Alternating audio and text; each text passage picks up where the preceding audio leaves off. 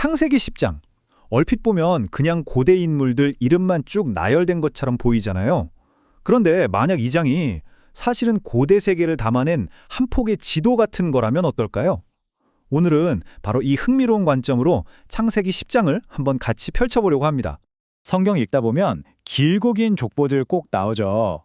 솔직히 우리 누가 누구를 낳고 또 낳고 하는 부분 나오면 그냥 쓱 하고 넘어갈 때 많잖아요.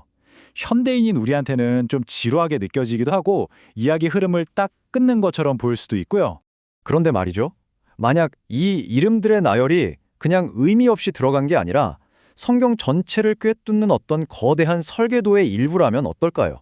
저자가 아무 생각 없이 적은 게 아니라 이야기의 핵심을 잇는 아주 중요한 장치로 일부러 아주 세심하게 배치한 거라면요. 아마 이 족보가 전혀 다르게 보일 겁니다. 네, 바로 저자의 거대한 설계라는 관점인데요. 창세기를 쓴 저자로 알려진 모세는 그냥 있었던 일들을 나열한 게 아니에요. 아주 명확한 구조랑 신학적인 메시지를 가지고 이 책 전체를 설계했다는 거죠. 여기서 유기적 영감이라는 개념을 알면 이해가 좀 더 쉬워요. 이게 뭐냐면 하나님이 저자한테 자, 이제부터 내가 불러주는 대로 써라. 이렇게 기계처럼 받아쓰게 하신 게 아니라는 거예요. 대신에 그 저자만이 가진 고유한 성격이나 지식, 경험 같은 것들까지 전부 다 사용하시면서 그 기록 과정을 이끄셨다는 거죠. 다시 말해 모세의 의도나 설계 역시 이 큰 그림의 일부라는 뜻입니다. 이 모세의 설계는 창세기의 뚜렷한 2부 구조를 보면 딱 드러납니다. 1장부터 11장까지는 창조나 타락, 홍수, 바벨탑 사건처럼 인류 전체에 대한 좀 거대한 사건 중심의 이야기잖아요. 그러다 12장부터 마지막 50장까지는 갑자기 주민을 해서 아브라함, 이삭, 야곱이라는 특정 인물과 그 가족의 역사에 집중합니다. 그럼 이 엄청나게 다른 분위기의 두 이야기를 어떻게 연결할까요? 바로 족보가 그 역할을 합니다. 12장에서 아브라함이란 사람이 갑자기 툭 튀어나온 게 아니라 그가 인류의 시작인 아담으로부터 어떻게 쭉 이어져 왔는지를 보여주는 거죠. 말 그대로 서사의 다리 역할을 하는 겁니다. 이게 바로 족보의 핵심 기능이에요. 자, 이제 그 여러 다리 중에서도 가장 독특하다고 할 수 있는 창세기 10장, 이 지도를 한번 본격적으로 들여다보겠습니다. 학자들은 이 장을 민족들의 표라고도 부르는데요. 말 그대로 홍수 이후에 새로운 인류가 어떻게 온 세상으로 쫙 퍼져 나갔는지를 보여주는 고대의 세계 지도인 셈이죠. 이 지도는 노아의 세 아들, 셈과 함과 야벳으로부터 시작됩니다. 보면 야벳의 후손들은 주로 북쪽과 서쪽, 그러니까 지금의 유럽과 지중해 연안 쪽으로 퍼져나갔고요. 함의 후손들은 처음에는 메소포타미아의 그 비옥한 땅을 차지했다가 점차 아프리카 지역으로 이동하게 됩니다. 그리고 마지막으로 셈의 후손들, 이들은 중동 지역에 자리를 잡았는데 바로 이 혈통에서 아브라함이 나오는 겁니다. 그런데 말이죠, 이 지도에서 유독 한 인물이 엄청난 존재감을 드러냅니다. 바로 함의 후손 중에서 등장한 인물인데요. 인류 역사에 아주 거대한 반역의 흐름을 만들어낸 사람입니다. 그의 이름은 바로 니므롯입니다. 많은 성경 번역본이 그를 여호와 앞에서 용감한 사냥꾼이었다 이렇게 묘사해서 좀 긍정적으로 보이기도 하는데요.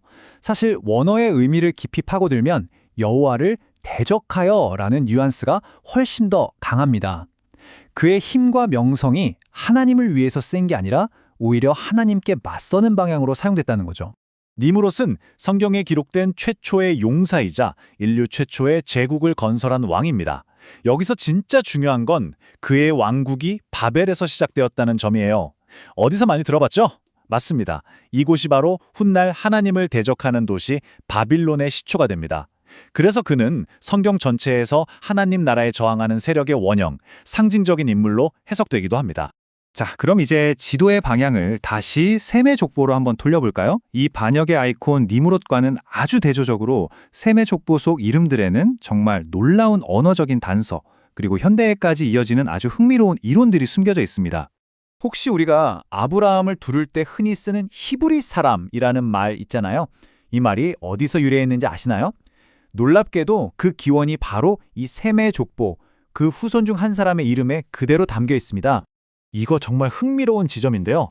셈의 후손 중에 에벨이라는 인물이 나옵니다.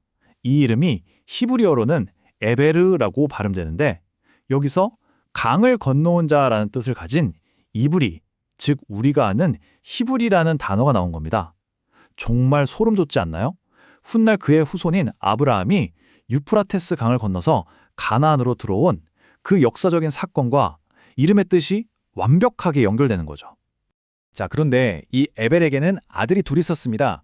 첫째가 벨렉인데 이 벨렉의 후손들이 아브라함을 거쳐서 이스라엘 민족으로 그 계보가 이어져요. 이건 우리가 잘 아는 이야기죠. 그런데 둘째 아들 욕단은 어디로 갔을까요? 바로 이 욕단의 후손들에 대한 기록에서 아주 독특한 가설 하나가 시작됩니다. 여기서 어쩌면 조금은 논쟁적으로 들릴 수도 있는 질문 하나를 던져볼게요.